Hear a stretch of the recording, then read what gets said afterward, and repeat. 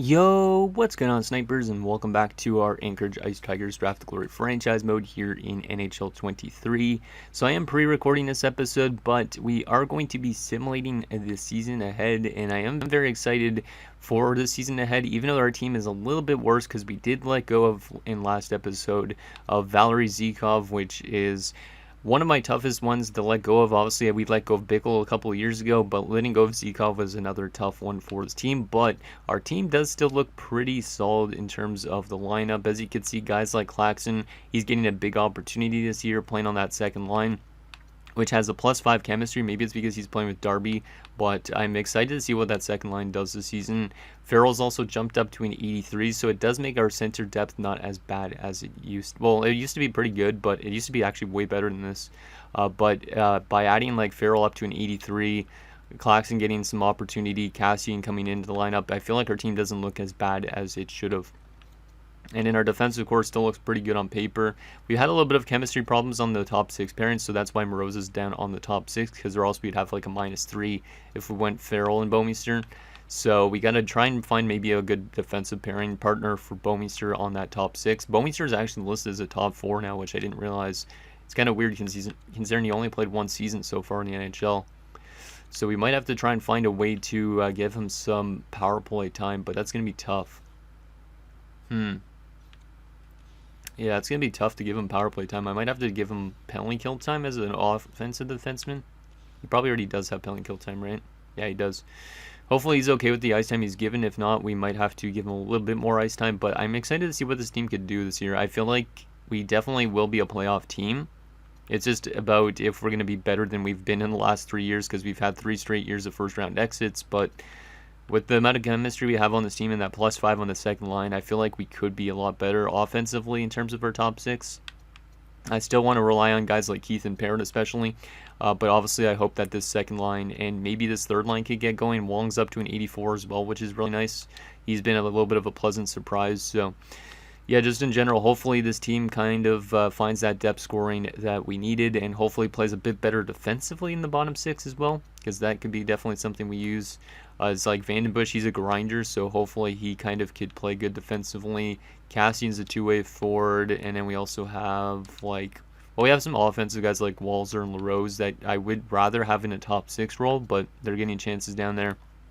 Wong's a two-way forward, so it's a bit more defensively minded down there, which is good, and hopefully it helps us out. But anyways, let's take a look at our new players on our team, if we have any, which I don't think we do, but I could be wrong. And we'll also take a look at where Zykov signed in free agency, and I'm still hoping that it is not the Vegas Golden Knights, because that's one of the teams that was interested in him. Obviously, they just won the Stanley Cup, and they did knock us out in the playoffs for the last 2 of 3 years. So hopefully he did not sign there, because that would be pretty pretty painful. I don't think there's any new players. I think we already took a look at Cassian, because he did play in the NHL. When was it? He played 43 games for his last season, and then the season before he did not play, and then the season before that he played. So I'm pretty sure I looked at Cassian. Darby we definitely saw. I did lock him up for 8 years in the last episode at a pretty solid price point. What else we got here?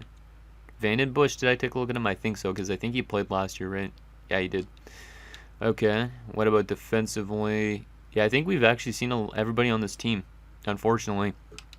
So no new faces for this team. But let's take a look at where Zykov signed, and let's hope that it's not in Vegas, because hopefully Vegas did not find a secondary role, like a replacement for Jack Eichel, basically, if Eichel retired, which I don't remember if he did or not. Okay, where are you, Zykov? Please do not sign in Vegas. He signed with the Rangers. Okay, that's better. But still, that means he's in the Eastern Conference, which means if we get to the Stanley Cup Finals, we could play him. He only signed for 3 years.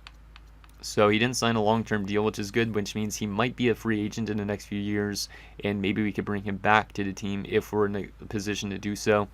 He's making $10.375 million, which is a bit expensive, but he's going to be wearing number 50 with the Rangers. Excited to see what he does over there in New York. Okay, so that's where Zykov went. Also, you can see we have $13 million in cap space, which is nice. We could have technically brought him back if we wanted to, but I feel like by saving cap space, we made a good choice in letting him walk, unfortunately, but it is what it is. I don't remember if he was our captain. No, I think Jorgensen is. So I think he was one of our assistants. So I don't know who our other assistant is now. But let's see what we do in the preseason, and then we'll see what we could do season simulation-wise. I don't really know how much wins I'm predicting from this team. Last year we had 40-something. I think the years before that we had 50-something.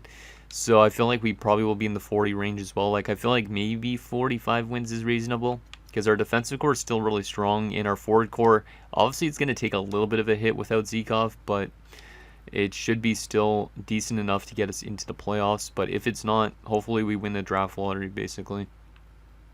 But who is even supposed to be the first overall pick? We don't obviously know this guy's potential, but I want to see what his name is. Oh, he is an elite player, okay. I don't know how we know about him already, but Hanyu Tuomainen. This is the first overall pick in this year's draft, just in case for some reason we end up missing the playoffs. Interesting. It is a centerman that could definitely help us out offensively, but I don't think we're going to finish with a first overall pick this year, but who knows.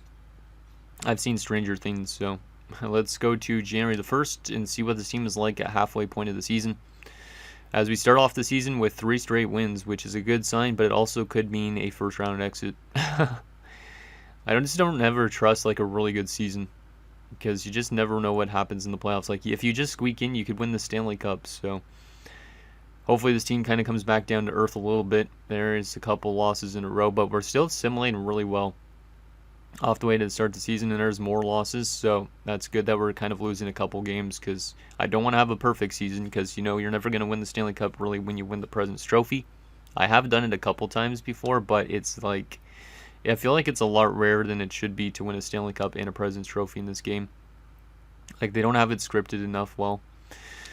Okay, we're losing a bunch of games in a row, but then we win against Carolina 7-1, so we definitely have still the offensive punch that we used to have, which obviously we should, considering we have still our entire top line together. I'd like to make sure that guys like Avery Parrott stay with this team, though, because if we lose him, then I feel like this team will take a step back quite a bit. So, but 25-11-3 at January the 1st. We're on pace for 50 wins this year. It's looking like, and Parrott's leading the team in points, 51 points in 39 games, 34 goals in 39 games. Jeez. He might end up winning the Richard this year if he's on that pace. Maybe not, but is he up for renewal this year, out of curiosity? Because if he is, do I already sign him? He is not up for renewal this year. How much more years does he have under his contract? I think only like 1 year, right? Yeah, he is a free agent in 36-37. And I'd like to keep him around, so we definitely need to find a way to re-sign him then. Even if it means letting go of somebody like Coley Minen or whatnot, I need to keep Parrott around if he's going to score this much amount of goals, because he seems to be like our most consistent player, other than Keith at the moment. Okay, let's simulate the rest of the season. It looks like we're going to be a playoff team unless we have a terrible second half of the season, which I have had before as well. So I wouldn't be surprised if anything like that happens, but never know what could happen with this team and with this game at all. Because we lost 3 straight games to start the month, and then we won 3 straight games as LA has fired Brian Beckett, their head coach. We did also add Joe Thornton to our bench as an associate coach, so maybe that's helping out a little bit. Because guys like Joe Thornton, you know, Joe Thornton was a really good player. He's not retired yet in real life, I don't think so. But I don't think he's going to get a contract anywhere, so. Yeah, our team's definitely making the playoffs at this rate. Winning a lot of games, which is kind of scary at the same time, because I feel like we're just going to get swept randomly in the first round again. So, but who knows? Maybe this will be the year that we can actually get past the first round, but I'd like us to win the Stanley Cup if possible, because they're all anything short of a Stanley Cup Finals appearance after we went to the Cup Finals is definitely a downgrade. We already have 42 wins, so as much wins almost as last season. So we're definitely doing a lot better without Zikov, which is weird. I don't know if it's going to be like that in the playoffs, but you never know. 8-3 loss to Washington, yikes. Yeah, some really tough games it looks like this season, but we're going to hit 50 wins likely on the year. Unless we fall the rest of these games. There's a win over the Rangers. Yep, we hit 50 wins. 1-0 OT win. Damn, that sounds like a boring game, as we have a 53-23-6 record to end the season. Pretty good year. We do finish second place in our division behind the Ducks. So the Ducks are the team that knocked us out in the first round last year, and then they had a 57 win season this year. So looks like we were like the second best team in the entire NHL though, which is kind of crazy because I didn't expect us to be that high up in the standings, but here we are. Oh my goodness. Avery Parrott broke out this year for the best season in Ice Tigers history. 62 goals in 82 games in 106 points. Wow. I was not expecting that. I wonder if we have any other 100-point guys on this team. Because if Keith and stuff like that are on the same line, maybe they have 100-plus points as well. But that is an insane year from Avery Parrott. That almost makes me want to make him the captain, but Jorgensen's currently the captain. So if we could keep Parrott as long as possible, maybe sometime down the road Parrott becomes the captain. Jeez, what a year. What a year. Let's make sure the rest of the teams are done their seasons. Get that simulated up to 82 games apiece. There you go, we are done. Let's take a look at the standings. And let's take a look at our player stats after that, because I am very excited to see what the team has done.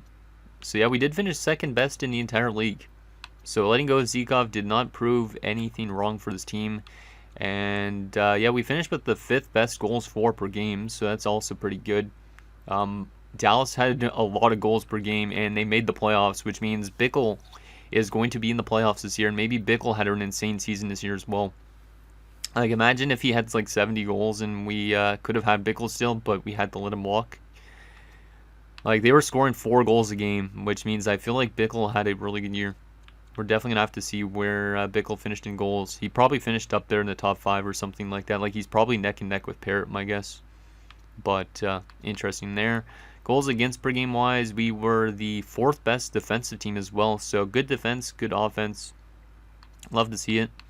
Power play percentage was really good as well, 26.7%, which was only behind the Vegas Golden Knights, who were 27.5%. Pretty good. And our penalty kill, 79.9, was one of the worst in the league. So we weren't good on the penalty kill, but we were good at everything else, basically. It's kind of funny. 4 shorthanded goals, 25, 15, and 1 on home ice, and 28, 8, and 5 on the road. So I think that's the only part where losing Zykov hurt our team, is our penalty kill became much worse. But we still made the playoffs with a 7-2-1 record in our last 10 games. And we had a good season everywhere else, so I won't complain too much. Now, hopefully we have a good playoffs ahead of us, even though we finished second place in the NHL. Like, I feel like we could be knocked out in the first round, but I want us to obviously go as far as possible. So let's take a look at these player stats. So Parrott, yeah, 106 points and 62 goals, and he was a plus 42. My God, 10 game-winning goals, 26 power play goals, 33 power play points. Had some short-handed points. Yeah, Parrott is a machine. Also, 102 takeaways. That's a really good season for Parrott. No fights for a power forward, which is also interesting, but wow. Like, he jumped up from 89 points to 106 points this year. And he was shooting 20% as well, which is nuts. What a year. What a year. Preseason-wise, he was also doing pretty well. So what is he going to do in the playoffs?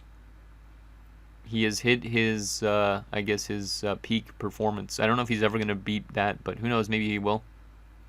Maybe it's because we brought in Joe Thornton as a coach, because he is one of his favorite coaches apparently right now. Derek Keith, 95 points, so he didn't break 100 points, but 95 points for him is really good. He built upon last season a little bit, like a better plus-minus, 1 less point, way more assists, because he was setting up Parrott probably on all of his goals. But yeah, pretty solid from Derek Keith. 55% on the draw this year. Is he going to be a Selke candidate? Probably not with those takeaway numbers, my guess, but who knows. Still really like Derek Keith. He's up to a 93 overall, and he's only signed for 2 more seasons, so I'm going to have to lock him up as well as much as possible. Like, him and Parrott are guys I need to keep if possible. Hartnell had 30 points this year and 38 goals. Pretty good. He is still an RFA for, I think, a few more years, but I wouldn't mind keeping him around as long as possible as well. And that is definitely his best season yet. By only 1 point, though, but his last 3 years, he's been pretty good. But that's since he's been put on, like, I think the top line. He didn't have any power play time this year, or what? I think he didn't have any power play time this year, and he's had that much amount of points. Because it says no power play points. So 73 points, and they're all regular strength. That's pretty impressive.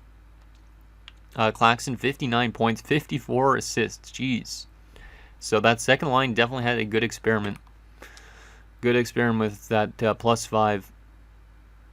Yeah, tons of power play assists and a lot of regular strength assists as well. Claxton's still on a steal of a contract, though. 3 years left at 1.5, and he's getting 59 points. Love it. Wong had 30 goals. That's something I didn't expect on my bingo card. 53 points, 30 goals, and that's at the end of his ELC. So he's going to be asking for a good amount of money, but we probably end up having to qualify him. He did get some power play time this year, but Larry Wong looks actually like a pretty solid player. Getting better every single season of his career. And yeah, he was a former 4th rounder of ours that we could have drafted in a later round, but I think we took him early. Byron Farrell had 41 points. That's pretty solid from him. So a lot of guys having some pretty good depth scoring on this team. Love to see it. Cassian, 15 points on the 4th line, -10. So the 4th line was out there for most of the goals against, which is not a surprise. Darby hit 34 goals this year and 56 points. Pretty solid. I did give him that 8-year extension, so I am impressed with his play. He's been getting better every year, and he's a good goal scorer, and that's something we could always use. And at this price point, I think it's a pretty good contract. So that's in case, imagine if we lose Parrott, for example. He's our goal scorer for the future. But I'd like to keep Parrott, obviously, because Parrott is the man after scoring 62 goals. Jorgensen hit 74 points this year. Pretty good. Obviously, his contract is a bit high. It's probably going to hurt us in the long run, but he is still a pretty consistent player. The only hope is that he retires before that contract ends, in a sense. But, I mean, he's a really solid offensive player. He's almost at 1,000 career points. But, yeah, hopefully the captain could continue to produce well into his 30s. LaRose, 28 points, -15. He's not getting really a lot of development. It could be because we're using him in a lower role. But he does fit our team pretty well in most of the lines. So Walzer, 19 points. I don't know how long Walzer is going to be with this team. He has not panned out. He's almost like what Cox was with this team before we let him walk. He's not really that consistent, and he's now down to bottom 6 potential, unfortunately. But he does have the offensive awareness to be a okay player. And Vandenbush, 16 points and a +6, not bad. 73 penalty minutes. And defensively, Coley Minen, 52 points. So he's still not up to the 61 points he was a few years ago, but still helping out our offense from the back end, which is important. Zykov, the defenseman, 50 points. Pretty good. Our only Zykov that we have now. Yeah, Boris has been pretty good. He's locked up for how many years? 2 more seasons as well. Harakala, 24 points. Pretty good. But he is regressing point-wise. I don't know why. Maybe it's on the second line power play. I don't really know. Bouwmeester hit 23 points this year. Not bad from the young defenseman. He is improving. And his plus-minus was good this year as well for an OFD. So I will definitely take that. He had 3 short-handed assists. And he was playing on the 3rd short-handed unit, I think. So not bad. Moroza, 21 points and a +25. So maybe Moroza helped out Bouwmeester a lot defensively. And then Farrell, who was playing on our top 4, had 17 points and was a +16. When is Moroza up? He's up this offseason. We might end up losing Dmitry Moroza this offseason, which would be not that great considering he's one of our only DFDs on the team. So, and then goalie-wise, Cox was 40, 18, and 4 with 3 shutouts, a 909 and a 283, which is not the best. Duncan was playing backup the entire season. He was 13, 6, and 2 with 2 shutouts, a 914 and a 2.7. So Duncan was actually better than Cox, and we did not play Taze at all this season. So it should be interesting to see who ends up getting majority of the starts in the playoffs, because we usually flip-flop between the 2 of them, or the 3 of them, until one of them actually performs well. But Parrott might have had an Art Ross caliber season. Who knows? Since we only had one 100-point guy, is there any other 100-point guys around the league? Let's see. And he just missed out on the Art Ross. He finished 2 points back of Viacola in Tampa Bay. Oh, that's unfortunate. So Parrott just missing out, unfortunately, on a big name hardware. But is he going to get the Richard this season? Yes, he is, by 5 goals. He beats out the franchise player in Magnuson. He beats out Austin Matthews, Viacola, Leclerc. I'm surprised I don't see Bickle up there. Bickle's got to be up there if Dallas was a good offensive team, unless... Oh, wow, they brought in Connor McDavid, Dallas did. So McDavid might be playing with Bickle? I don't know. That'd be interesting. Oh, there he is. 38 goals only, 77 points, but still. Here's Frederick Bickle, just in case you guys wanted an update on him. Like, I try and update this every year on the former players, but it's hard to keep track of them. Bickle is definitely one I want to keep track of. He's been getting better, at least in Dallas, from his first season where he was absolutely terrible. But he's been getting back to his point totals where he was with us back in 2032. Hopefully we don't have to play him in the playoffs. But, yeah, we do have a Richard winner.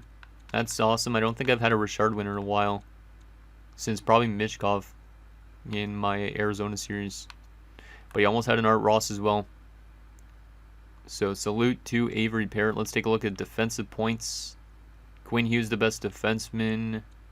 Nobody for us really up there. Clay Minen actually was in the top 10 with 52 only, so that's not bad. And then goalie-wise, Cox was second in wins. Best save percentage by a starter. Shogard probably is going to win the Vezina. 921 save percentage. Tarasov was up there as well. And yeah, it's probably going to be Shogard or Tarasov that ends up winning. Probably Shogard, my guess. That's going to win another Vezina. Let's see. Rookie points. Corey Beckett in Edmonton had 62 points. He's going to win likely Calder. Yeah, there you go. Let's take a look quickly at some Selke candidates and some fun stats. So most game-winning goals. Parrott was second in that. Most power play goals. Parrott had more than anybody by 7 goals. Jeez. No wonder our power play was so good. He had the most power play points as well. Most shorthanded points was Bolt in Minnesota. The Selke candidates now. Most takeaways and good face-off percentage for a lot of face-offs. 51% is not the best, but it's good. But any guys, yeah, Nieminen. Nieminen's going to be the Selke winner. I think 56.5% on the draw with over 2,400 face-offs. And he also had 127 takeaways. Most hits, Brady Tkachuk and Zach Wolf with over 200 hits. Most blocked shots by a forward, Bezina. And most giveaways by a forward for fun. Yeah, guy with the last name Tierney, not a surprise. Defensively, let me take a look at some fun stats as well. Let's see, most fights by a defenseman. Felipe Barker in Philadelphia. 24 fights, jeez. Who had the most fights as a forward? I'm curious on that front. Oh, Kari Newman with 33 fights, and then Carl Brunette in Arizona. Jeez. Those guys fight a lot. But they both, wow, okay, Brunette had 32 fights, but he had 63 points. That's impressive. That is impressive. Drafted 7th overall by Detroit, but he's playing now in Arizona. And Kari Newman was drafted by the Toronto Maple Leafs in the 4th round, but now is in Colorado. Both of them had almost 200 penalty minutes. Well, one of them did, one didn't. But yeah, that's an impressive season for Brunette. Almost 200 penalty minutes and 63 points. Cool. Okay, the question is, who are we going to be playing in the first round of the playoffs? And are we going to be able to get out of this first round is the thing. We had a great season. It's just now about putting that puck in the net like Parrott was doing before. And look at this. We have a rematch again with the Vegas Golden Knights. The 3rd time we've played them in the first round in the last 4 years. Last year they won the Stanley Cup. We didn't play them at all. This year we try to knock out the defending Cup champions in the first round. Jeez. Ugh. That's going to be interesting. The Rangers also made the playoffs, so we should actually take a look at what Zikov did this season with the New York Rangers. So let me go and take a look at that quickly first. And then we'll take a look at the lines for the Vegas Golden Knights. But let's see. Rangers. Zikov is playing second line center. He had 57 points only this year.